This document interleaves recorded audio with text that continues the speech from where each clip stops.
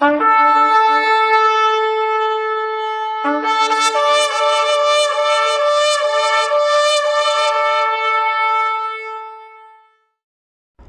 இயேசு கிறிஸ்துவின் நாமம் மகிமைப்படுவதாக.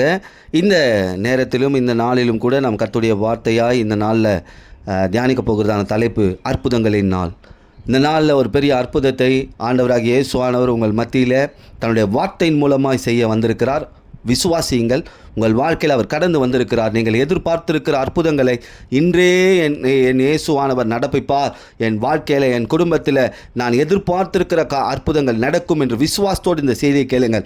நிச்சயமாகவே அற்புதத்தை இந்த நாளில் காணப்போகிறீர்கள். ஆண்டவராக இயேசுவானவர் அநேக அற்புதங்களை செய்திருக்கிறார். அநேக ஆயிரக்கணக்கான அற்புதங்கள். அதை எழுதினால் புத்தகம் கொள்ளாது, உலகம் கொள்ளாது என்று யோவான் தன்னுடைய சுவிசேஷ புத்தகத்தில் சொல்லுகிறார். ஆனால் அதே யோவான் புத்தகத்தில் ஆண்டவர் அநேக அற்புதங்களை செய்திருக்கிறார். ஒவ்வொரு புத்தகங்களில் ஆண்டவர் தன்னை பல பரிமாணங்களில் வெளிப்படுத்தி காண்பித்திருக்கிறார். ஆண்டவராக இயேசுவானவர் மத்தேயு புத்தகத்தில் தன்னை ராஜாவாகவும், மார்க் புத்தகத்தில் தன்னை ஊழியக்காரனாகவும், லூக்கா புத்தகத்தில் மனித குமாரனாகவும், யோவான் புத்தகத்தில் தேவகுமாரன் என்றும் தன்னை அடையாளப்படுத்தி காட்டுகிறார். இந்த நாளில் தேவகுமாரனாகிய இயேசுவானவர் உங்கள் வாழ்க்கையில் ஒரு பெரிய அற்புதத்தை செய்யும்படி கடந்து வந்திருக்கிறார். விசுவாசியுங்கள். இந்த செய்தியின் முடிவில் நான் எதிர்பார்த்திருக்கிற அற்புதத்தை கர்த்தர் என் மத்தியில் தன்னுடைய வார்த்தையினால் பேசியிருக்கிறார். நான் அற்புதத்தை காண்பேன் என்று விசுவாசியுங்கள். முதலாவது, உங்கள் அனைவருக்கும் தெரிந்த ஒரு அற்புதம் தான். ஆனால் இதிலிருந்து ஒரு சில காரியங்களை நாம் தியானிக்கப் போகிறோம். யோவான் 2ஆம் அதிகாரம் 1 முதல் 10 வசனங்களை நீங்கள் தியானித்து பாருங்கள். ஆண்டவராக இயேசுவானவர் கலிலேயா உள்ள கானாவூர் கல்யாணத்திற்கு போகிறார். அங்கு திராட்சை ரசம் குறைவுபடுகிறது. திராட்சை ரசம் குறைவுபட்ட உடனே கச்சாடியில் தண்ணீரை நிரப்பும்படி சொல்லுகிறார். அந்த தண்ணீரை ருசி மிகுந்த திராட்சை ரசமாய் மாற்றினார் என்று நாம் இந்த இடத்துல பார்க்கிறோம். இது அவர் செய்த முதல் அற்புதம் என்று இந்த இடத்துல நாம் தியானிக்கிறோம். பாருங்கள், தண்ணீர் திராட்சை ரசமாக மாறினது. இந்த அற்புதம் இன்றைக்கு ஆண்டவர் உங்களை பார்த்து சொல்லுகிற ஒரு வாழ்க்கை, உங்கள் வாழ்க்கையிலும் இது போல ஒரு அற்புதம் நடக்கப் போகிறது. வெறுமையாய் இருக்கிற உங்கள் வாழ்க்கையை கர்த்தர் அற்புதமாய் மாற்றப் போகிறார். நிறம் இல்லாத, விலை இல்லாத, மனம் இல்லாத, சுவை இல்லாத ஒரு தண்ணீரை சிவப்பு நிறம் உள்ளதாய், நல்ல சுவை உள்ளதாய், மனம் உள்ளதாய், விலையேற பெற்ற மதிப்புள்ளதாய் மாற்றினார். அதுபோல் உங்கள் வாழ்க்கையில் நீங்கள் நினைத்திருக்கலாம், என் வாழ்க்கை ஒன்றும் இல்லாத, பயனில்லாத ஒரு பொருளாய் இருக்கிறது என்று. ஆண்டவர் உங்களுடைய வாழ்க்கையை நிறமுள்ளதாய் மாற்றப் போகிறார். நீங்கள் நினைத்து கொண்டிருக்கலாம், என் வாழ்க்கை வெறுமையாக இருக்கிறது, பழமையாக இருக்கிறது. அதை நிறமுள்ளதாய் மாற்றப் போகிறார். உங்கள் வாழ்க்கை சுவை உள்ளதாய் மாற்றப் போகிறார். உங்கள் வாழ்க்கை கிறிஸ்துவுக்குள் மனமுகந்ததாய் இருக்கப் போகிறது. நீங்கள் விலையேற பெற்ற வாழ்க்கை வாழ்வீர்கள். இந்த நாள் ஆண்டவர் உங்களை பார்த்து சொல்லுகிற ஒரு வார்த்தை, இப்படியான அற்புதத்தை உங்கள் வாழ்க்கையில் நான் செய்ய போகிறேன். ஆண்டவர் இந்த இடத்துல தன்னை தரத்தின் தேவனாய் வெளிப்படுத்துகிறார். He is God of quality என்று சொல்லப்பட்டிருக்கிறது. இந்த நாளில் உங்கள் தரத்தை கர்த்தர் மாற்றப் போகிறார். உங்கள் வாழ்க்கையின் தரத்தை மாற்றப் போகிறார். விசுவாசியுங்கள். முதலாவது, என் வாழ்க்கையின் தரம் மாற்றப்பட போகிறது. இயேசுவானவர் என் வாழ்க்கையில் கடந்து வந்து என் வாழ்க்கையை நிறம் உள்ளதாய், சுவை உள்ளதாய், மனம் உள்ளதாய், விலையேற பெற்றதாய் மாற்றப் போகிறார். விசுவாசியுங்கள். விசுவாசியுங்கள். உங்கள் வாழ்க்கை மாறும். உன் வாழ்க்கை தரத்தை மாற்றும்படி இயேசுவானவர் இந்த நாளில் வந்திருக்கிறார் என்று. இரண்டாவது ஒரு காரியத்தை சொல்கிறேன். யோவான் 4ஆம் அதிகாரம் 46 முதல் 54 வசனங்களில் இங்கே 2வது அற்புதம் செய்கிறார். இங்கே பாருங்கள், 100க்கு அதிபதி இவன் கப்பர் நக்கூமில் வாழ்ந்து வருகிறான். இந்த 100க்கு அதிபதியுடைய மகன் மரண அவஸ்தைப்படுகிறான். இந்த கப்பர் நக்கூமிலிருந்து கானாவூருக்கு ஆண்டவராக இயேசு வந்திருக்கிறார் என்று கேள்விப்பட்ட உடனே அவர் பிரயாணமாய் வருகிறார். வெகு தூர பிரயாணம், 1.5 நாள் பிரயாணம். அது இப்படி பிரயாணம் செய்து வருகும்பொழுது ஆண்டவர் சொல்லுகிறார் பாருங்கள். ஆண்டவரிடத்தில் சொல்ல, மகன் மரண அவஸ்தைப்படுகிறான் என்று சொல்லும் பொழுது ஆண்டவர் சொல்லுகிறார், வருகிறேன் என்று சொல்ல, நீ போகலாம் என்று சொல்லிவிட்டார். நீ போகலாம். அவன் போகும் வழியிலே தன் வேலைக்காரர்கள் வந்து சொல்கிறார்கள், உன் மகன் சொஸ்தம் அடைந்தான். அப்போ பாருங்கள், இயேசு எந்த நேரத்தில் சொன்னாரோ அதே நேரத்தில் அவன் மகன் சுகமானான் என்று வேதம் சொல்லுகிறது. நீங்கள் இந்த வசனத்தை வாஸ்து பார்த்தீங்கன்னா தெரியும். இந்த அற்புதத்திலிருந்து நாம் தெரிந்து கொள்வது என்னவென்றால், ஆண்டவராகிய இயேசுவானவர் சமீபத்திற்கு மட்டுமல்ல, தூரத்திற்கும் தேவனாக இருக்கிறார். நீங்கள் தூர தேசத்தில் இருந்தாலும் சரி, உங்கள் உறவினர்கள் தூர தேசத்தில் இருந்தாலும் சரி, தூர தேசத்தில் இருக்கிறவர்களுக்கு ஒரு ரட்சிப்பு உண்டாக வேண்டும், ஒரு விடுதலை உண்டாக வேண்டும், அவர்களுக்கு ஒரு இயேசுவை மெய்யான தேவன் என்று ஏற்றுக்கொள்ள வேண்டும் என்று உங்கள் மனம் வேண்டிக் கொள்ளும் பொழுது, நீங்கள் சமீபமாக இருக்கும் பொழுது அவர் தூரத்தில் கிரியை செய்கிறவராக இருக்கிறார். இந்த இடத்துல ஆண்டவராக இயேசுவானவர் தூரத்தின் தேவனாய், காட் ஆஃப் டிஸ்டன்ஸ் என்று வேதம் சொல்லுகிறது. God of distance. அவருக்கு எல்லையே இல்லை. அவர் எல்லைகளை கடந்து அற்புதம் செய்ய முடியும். அவர் எல்லைகளை கடந்து அற்புதங்கள் செய்ய வல்லவராய் இருக்கிறார். ஏனெனில் வானம் அவரது சிங்காசனம், பூமி அவருடைய பாதப்படி என்று சொல்லப்பட்டிருக்கிறது. இந்த நாளில் 2வது அற்புதமாய் கர்த்தர் தூரத்தில் இருக்கிறவர்கள் மத்தியிலும் அற்புதத்தை செய்ய போகிறார். நீங்கள் ஆண்டவரை தேடி வந்திருக்கிற எந்த சூழ்நிலை வந்திருந்தாலும் சரி, உங்கள் குடும்பத்திற்காகவோ இல்லை உங்கள் உறவுகளுக்காகவோ உங்களுடைய காரியங்களுக்காகவோ அவர் தூரத்திலே நடந்து கொண்டிருக்கிற காரியங்களுக்கும் அற்புதம் செய்கிறவராக இருக்கிறார். 3வது காரியத்தை நாம் வாசிப்போம். யோவான் 5ஆம் அதிகாரம் 1 முதல் 9 வசனங்களில் இந்த பெதஸ்தா என்ற ஒரு குளம் இருந்தது. அங்கே வியாதியஸ்தர்கள் அமர்ந்திருப்பார்கள். அந்த இடத்துல அந்த குளத்தை தேவ தூதர்கள் கலக்கும் பொழுது அதில் முதலாவது எவன் பாய்ந்து இறங்குகிறானோ அவன் சொஸ்தமடைவான், அவன் வியாதி குணமாகும் என்று ஒரு மூட நம்பிக்கையோடு அங்கே இருந்தார்கள். அந்த இடத்துல 38 வருடம் வியாதி கொண்ட ஒரு மனிதன் இருந்தான். இந்த இடத்துல ஆண்டவர் அவனை நோக்கி என்ன சொல்கிறார்? சொஸ்தமாக்க வேண்டும் என்று விரும்புகிறாயா என்று கேட்கிறார். அவன் ஆம் என்று சொல்கிற பட்சத்தில் ஆண்டவராக இயேசுவானவர் அவனை பார்த்து, எழுந்திரு, உன் படுக்கை எடுத்துக்கொண்டு நட என்று சொன்னார். உடனே அந்த மனுஷன் சொஸ்தமாக்கி தன் படுக்கை எடுத்துக்கொண்டு நடந்தான் என்று சொல்லப்பட்டு. எத்தனை வருஷம்? 38 வருடம் வியாதி. 38 வருடம் வியாதி என்று இந்த யோவான் எழுதுகிறார். காரணம் பாருங்க, காலங்கள்லாம் அவருக்கு ஒரு விஷயமே கிடையாது. ஆண்டவராக இயேசுவானவர் தன்னை எப்படி வெளிப்படுத்துகிறார்? காலங்களின் தேவன் என்று தன்னை வெளிப்படுத்துகிறார். God of time. நம்ம ஆண்டவருக்கு காலம் ஒரு பிரச்சனையே இல்லை. அது 38 வருஷமோ 300 வருஷமோ அதை ஒரு நிமிடத்திலே மாற்ற முடியும். எத்தனை வருஷமாக பிரச்சனையில் இருக்கிறேன். நமக்கு பழைய பிரச்சனைகள் இருக்குது, நிறைய பிரச்சனை. 7 வருஷமாக மனப்போராட்டம், 20 வருஷமாக பகை, 10 வருஷமாக சரீரத்தில் வியாதி, 15 வருஷத்துக்கு முன்னாடியே என் சொத்துக்களெல்லாம் எழுதி வாங்கிட்டாங்க. அவர் காலங்களை கடந்த அற்புதங்களை செய்வார். உங்கள் காலங்கள் அவருடைய கரத்தில் இருக்கிறது. இந்த நேரத்தில் என்னுடைய காலம், ஆண்டவரே, என்னுடைய கடந்த காலத்தை நீங்கள் சந்தித்தீங்க, நிகழ்காலத்தில் நடத்தி கொண்டு இருக்க, எதிர்காலமும் கர்த்தருடைய கரத்தில் இருக்குது. எதிர்காலத்திலும் உங்கள் வாழ்க்கையில் அவர் அற்புதங்களை செய்ய வல்லவராக இருக்கிறார். எப்படிப்பட்ட காலமாக இருந்தாலும் சரி, அதை மாற்ற வல்லவராகவும் அவர் இருக்கிறார். ஆண்டவராக இயேசு பாருங்க, 38 வருஷம் வியாதி, இந்த பிரச்சனையை ஒரு நிமிடத்தில் மாற்றினார், சுகத்தை தந்தார். ஒரே நிமிடத்தில் இவன் சுகப்படுத்தப்பட்டான். இன்று விசுவாசிகள் காலகாலமாக உங்கள் வாழ்க்கையில் காணப்படுகிற பிரச்சனையிலிருந்து ஒரு விடுதலை உண்டாகும். அப்படி ஒரு அற்புதம் நடக்கும். 3 காரியங்களை சொல்லியிருக்கிறேன். அவர் இயேசுவானவர் எப்படிப்பட்ட தேவன்? வாழ்க்கையின் தரத்தை மாற்றுகிற தெய்வம். அப்படி அற்புதத்தை செய்வார் என்று சொன்னேன். 2வது, அவர் தூரத்திற்கு தேவன். 3வது, அவர் காலங்களை மாற்றி ஆசீர்வதிக்கிற தெய்வம். 4வது, யோவான் 6ஆம் அதிகாரம் 4 முதல் 14 வசனங்களை வாசித்து பாருங்கள். இந்த இடத்துல 5000 பேரை புருஷர்களை போஷித்தார், அப்பத்தையும் மீனையும் கொண்டு என்று நாம் பார்க்கிறோம். திரளான ஜனங்கள் வராங்க, இவர்களுக்கு உணவு கொடுக்கணும். அவங்கக்கிட்ட என்ன இருக்குது? ஒரு சின்ன பையன் இருக்கான், அவன் கையில் 5 வற்கோதுமையும் 2 மீன்களும் இருந்தது. அவர் அப்பங்களை எடுத்து ஸ்தோத்திரம் பண்ணி சீஷர்களுக்கு கொடுக்குறார். பாருங்கள், அது மீதியான துணிக்கை 12 கூடை நிறைய எடுத்தார்கள். இயேசு இந்த அற்புதத்தை அந்த மனிதர்கள் காணும்படி செய்தார். இது எதை காட்டுகிறதுன்னு என்றால், ஆண்டவராக இயேசுவானவர் எண்ணிக்கையின் தேவன் என்று காட்டுகிறது. God of quantity. God of quantity. உங்கள் கையில் கொஞ்சம் தான் இருக்குது, ஆனால் கர்த்தர் அதை நினைத்தால் பெருக செய்ய முடியும். குவான்டிட்டியில் பெருக செய்வார். ஆண்டவராக இயேசுவானவர் எண்ணிக்கையின் தேவனாக இருந்து நிரப்புவார். தேவைகளை சந்திக்க வல்லவர், குறைவுகளை நிரப்புவார். பெருக்கத்தின் தேவன் இயேசு. என் கையில் கொஞ்சம் தான் இருக்குது, இதை வச்சு நான் என்ன செய்வேன்? என் எதிர்காலம் எப்படி இருக்கும்? இதை வைத்து என்ன செய்ய முடியும்?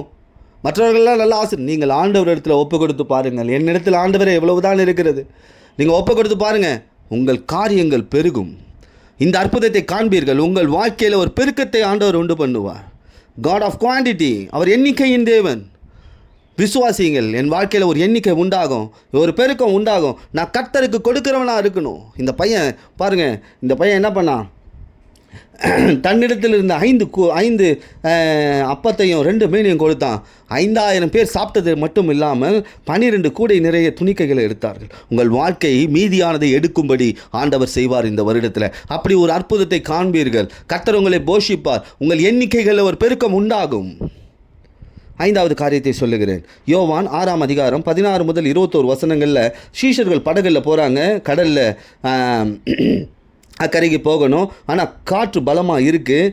அந்த நேரத்தில் கடலின் மேல் நடந்து அற்புதம் செய்தார். பெருங்காற்று அடிக்குது, கொந்தளிக்குது, கடலின் மேலே ஆண்டவர் நடந்து வருகிறதை காண்கிறார்கள். அவர் காற்றையும் கடலையும் அதட்டினார். இந்த இடத்துல ஆண்டவர் தன்னை எப்படி வெளிப்படுத்துகிறார் பாருங்க. ஆண்டவராக இயேசுவானவர் இயற்கை நீதிகளின் தேவன், தன்னை இயற்கை நீதிகளின் தேவனாய் வெளிப்படுத்துகிறார். God of natural law. அவர் இயற்கையின் மேல் அதிகாரம் உள்ளவராய். பாருங்கள், மனுஷனுக்கு இந்த அதிகாரம் கிடையாது. இயற்கை நீதினா தண்ணீர் மேலே யாராலும் நடக்க முடியாது. ஆனால் இயற்கையின் நீதியை உண்டாக்கினவர் இயேசு. உங்களுக்கு தேவைப்படும் போது இயற்கையின் நீதியை நம் ஆண்டவர் நமக்காக மாற்றுவார். உங்களுக்காக இயற்கையை மாற்றப்படும். இயற்கையை மாற்றும். இயற்கையில் ஒரு மாறுதல் வரும். இன்றைக்கி நான் வெளியே போகிற ஆண்டவர் முக்கியமான ஒரு காரியம், மழை பெய்யக்கூடாதுன்னா பெய்யாது. இயற்கை உங்களுக்கு சாதகமாக ஆண்டவர் மாற்றுவார். யோசுவாவின் காலத்தில் பாருங்கள், யுத்தம் நடக்குது, சூரியனை நிற்க பண்ணினார்.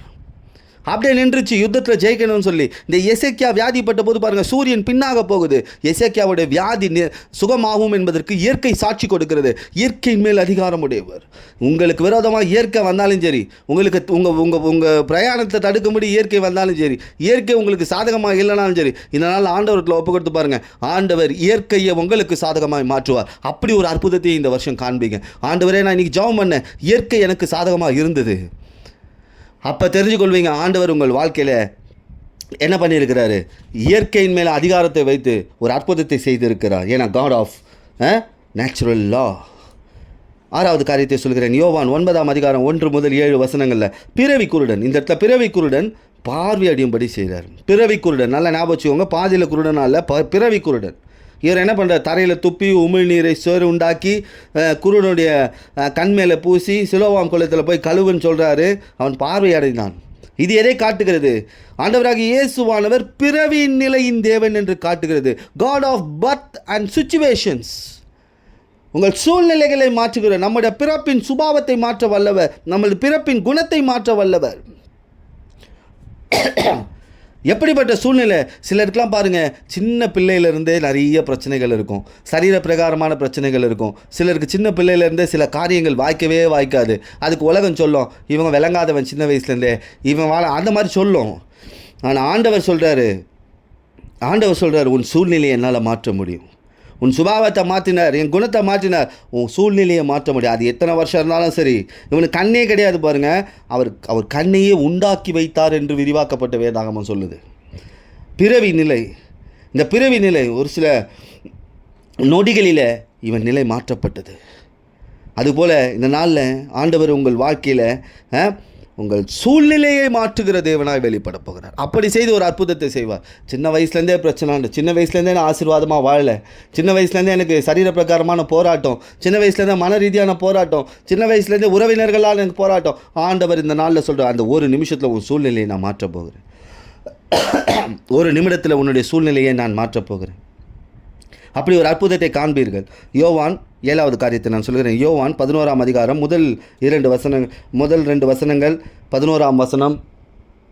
இது மொத்தமாக நம்ம தியானிக்கும் போது இந்த 11ஆம் அதிகாரத்தில் லாசருவை உயிரோடு எழுப்பின அற்புதத்தை செய்கிறார். இங்கே மரியாள், மார்த்தாள், இவங்க லாசரு 3 பேரும் ஆண்டவராக இயேசுவானவருக்கு அன்பான குடும்பம், பிரியமான குடும்பம் சொல்லலாம். லாசரு வியாதிப்பட்டு இருக்கிறார். லாசரு மரித்து விடுகிறார். இயேசு லாசரை வைத்த குகைக்கு போகிறார். அந்த கல்லை எடுத்து போடுங்கள் என்று சொல்கிறார். மாத்தாள் சொல்கிற 4 நாள் ஆயிடுச்சு, நாருமேன்னு சொல்கிறாங்க. ஆனால் இயேசு அவரை நோக்கி, நீ விசுவாசித்தால் தேவனுடைய மகிமையை காண்பாய் என்று சொல்கிறார். தொடர்ச்சியாக வாசித்து பார்த்தீங்கன்னா, இயேசு லாசருவை வெளியே வா என்று உரத்த சத்தமிட்டார். அவன் உயிரோடு வெளியே வந்தான். இப்படி ஒரு அற்புதம் நடக்குது. இது எதை காட்டுகிறது? இதனால் என்னுடைய வாழ்க்கையில் ஆண்டவர் என்ன செய்ய போகிறார்? இயேசு மரணத்திற்கும் உயிர்த்தெழுதலுக்கும் தேவன் என்று காண்பிக்கிறார். God over death and resurrection. அவர் மரணத்தின் மேலும் உயிர்த்தெழுதலின் மேலும் அதிகாரம் உள்ளவர் என்பதை இங்கே காண்பிக்கிறார். இயேசு மரிப்பதற்கு முன்பாகவே நான் உயிர்த்தெழுதலுக்கும் தேவனாக இருக்கிறேன் என்று இந்த இடத்துல சாட்சி கொடுக்கிறார். அப்போ இதிலேருந்து நாம் புரிஞ்சுக்க வேண்டியது என்னென்னா, கிறிஸ்துவுக்குள் நாம் மரித்து உயிரோடு எழுப்பப்பட்டு இருக்கிறோம். உங்கள் வாழ்க்கையில் மரித்து போயிருக்கிற சூழ்நிலையை மாற்ற அவர் வல்லவராக இருக்கிறார். இனிமேல் இது மறுத்து போச்சு, இனிமேல் இந்த காரியம் உயிர்ப்பிக்காது. கர்ப்ப காரியங்களாக இருந்தாலும் சரி, ஆசீர்வாதமான பொருளாதார காரியங்களாக இருந்தாலும் சரி, பிள்ளைகளுடைய வாழ்க்கையாக இருந்தாலும் சரி, இது மறுத்து போயிடுச்சு. உலகம் சொல்லலாம், ஆனால் கர்த்தர் சொல்லுகிறார், நான் அதை உயிர்ப்பிக்க போகிறேன். அதை உலகம் காணும்படி, உறவினர்கள் காணும்படி, அங்கே இருக்கும் எல்லா ஜனங்களும் காணும்படி அவருடைய வாழ்க்கையை உயிர்ப்பிக்க போகிறேன். அப்படி ஒரு அற்புதத்தை இந்த வருடத்தில் நீங்கள் காண்பீர்கள். ஆண்டவர் இந்த நாளில் உங்கள் மத்தியில் 7 அற்புதங்களை செய்திருக்கிறார். நான் இந்த 7 அற்புதங்களையும் உங்கள் வாழ்க்கையில் செய்து காட்டுவேன் என்று வாக்குறுதி கொடுத்திருக்கிறார். விசுவாசிங்கள். என் வாழ்க்கை நிறம் உள்ளதாய், தரம் உள்ளதாய், சுவை உள்ளதாய், மனம் உள்ளதாய், விலையேறப்பட்டதாய் மாறும். விசுவாசிங்கள். என் வாழ்க்கையில் அநேக பிரச்சனைகள், அநேக போராட்டங்கள், மரணத்தின் அவஸ்தை வந்தாலும் சரி, ஆண்டவர் தூரத்திலிருந்தும் என்னை என் சூழ்நிலையை மாற்ற வல்லவராய் இந்த வருடத்தில் செயல்படுவார். விசுவாசியுங்கள். அது மட்டுமல்ல, குறித்த காலத்தில், எத்தனையோ வருஷம் கடந்துட்டேன் ஆண்டவர், எத்தனையோ வருஷம் காத்து இருந்துட்டேன், இந்த வருஷம் நடக்கும். காட் ஆஃப் டைம், கர்த்தர் காலங்களில் தேவனாய் உங்கள் வாழ்க்கையில் கிரியை செய்ய போகிறார். அதே போல் உங்கள் வாழ்க்கையில் குறைவுகள் இருக்கலாம், எண்ணிக்கையின் தேவனாய் கர்த்தர் உங்கள் வாழ்க்கையில் அற்புதங்களை செய்ய போகிறார். பெருகப் போகிறீர்கள். அதே போல் உங்கள் வாழ்க்கையில் கொந்தளித்து கொண்டிருக்கிற காரியங்களை, இயற்கைக்கு அப்பாற்பட்ட செயல்களை இந்த வருடத்தில் காண்பீர்கள். ஏனெனில் அவர் இயற்கையின் நீதிகளின் தேவனாய் உங்கள் வாழ்க்கையில் கிரியை செய்ய போகிறார். பிறவியிலிருந்தே என் வாழ்க்கையில் பிரச்சனை, போராட்டங்கள், அந்த சூழ்நிலையை மாற்றும்படி இயேசு பிறவியின் நிலை தேவனாய் உங்கள் வாழ்க்கையில் வெளிப்பட போகிறார். அதே போல் வாழ்க்கையில் மரணத்துக்கு ஏதுவான காரியம் இருக்கிறது. மரணத்தின் பாதியிலே என் வாழ்க்கை போய்கொண்டு இருக்கிறது. ஆனாலும் கர்த்தர் உயிர்ப்பிக்கிறவராய் உங்கள் வாழ்க்கையில் இந்த வருடத்தில் வெளிப்பட போகிறார். விசுவாசியுங்கள். இந்த ஆண்டவராகிய இயேசு தேவனாய் இருந்து உங்கள் வாழ்க்கையில் அற்புதங்களை செய்ய போகிறார். அற்புதங்களை இன்றையே காண்பீர்கள். விசுவாசத்தோடு இந்த செய்தியை நீங்கள் கேட்கும் பொழுது, இந்த வார்த்தைகளை உங்கள் இருதயத்தில் வைக்கும் பொழுது, நிச்சயமாகவே ஆண்டவராகிய இயேசுவானவருடைய அற்புதங்களை உங்கள் வாழ்க்கையில் காண்பீர்கள். கர்த்தர் தாமே உங்களையும் உங்கள் குடும்பத்தையும் உயர்த்தி ஆசீர்வதிப்பாராக. ஆமென்.